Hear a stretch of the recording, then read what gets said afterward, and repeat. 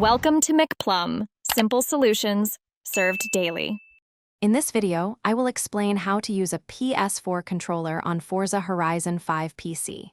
First, connect your controller to your computer.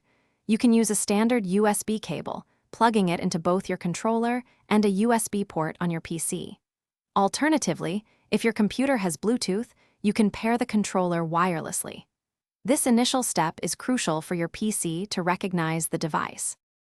Connecting your PS4 controller is straightforward.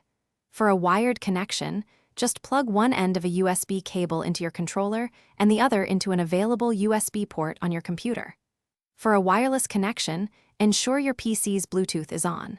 Then, press and hold the PlayStation button and the Share button on your controller until its light bar begins flashing rapidly. This puts it into pairing mode, allowing you to find and connect it through your PC's Bluetooth settings. To ensure full compatibility, you'll need to configure some software. DS4 Windows is a popular tool that makes your PS4 controller act like an Xbox controller, which Forza Horizon 5 natively supports.